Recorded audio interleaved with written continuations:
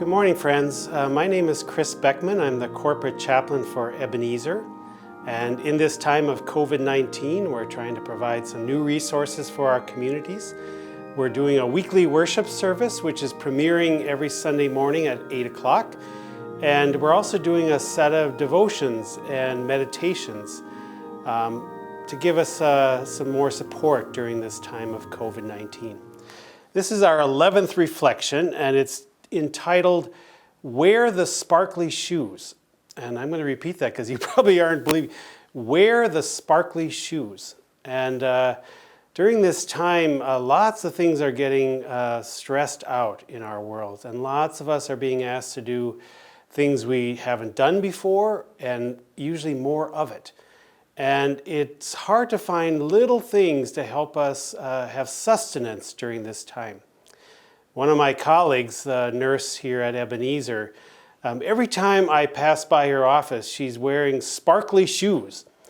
And I mean, these are really sparkly shoes. They're bling, and they're bolder than you can imagine. And every time I see them, it makes me smile. And every time we get into this wonderful routine, I say how much I love her shoes. And then she says to me, and my adult children hate them. They're embarrassed by mom wearing these shoes, but they're incredibly comfortable. And they're also whimsical. And in this time of COVID-19, dear friends, we need some support. Our life is supposed to be a joyful life. The life of faith is supposed to be joyful. And to have God in our lives is supposed to give us joy. But so many of the things that we're doing now are taking away our joy.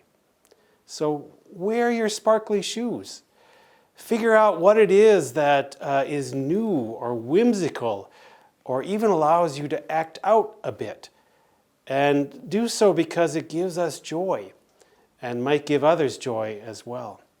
I've been seeing on the TV all of these dads who are at home now, who are having their kids paint their fingernails and doing these elaborate tea parties, things they would have never done before. My kids wanted to learn how to tie a bow tie. And I said to them, son, a gentleman always ties his own bow tie. And so we've spent hours watching them learn how to tie a bow tie. I had an old fedora sitting in my closet, and one of my kids saw it, and he wanted it, and he wanted to know about fedoras and to wear it. He also wants to start wearing a suit, and he's only 14.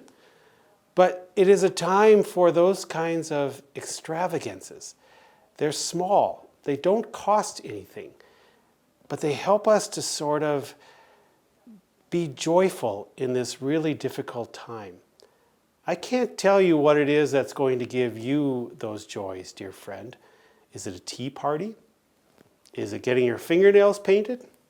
Is it pulling out those incredibly comfortable shoes, even though your kids are aghast?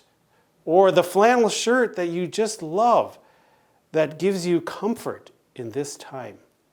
What is it that will help you to feel a little whimsical and a little joy and a little hope? Maybe a rule, if you're wondering, is this going to be helpful, is this going to embarrass my children? And if it is, then you've got the right thing. Will it embarrass my adult children? Will it embarrass my teenagers?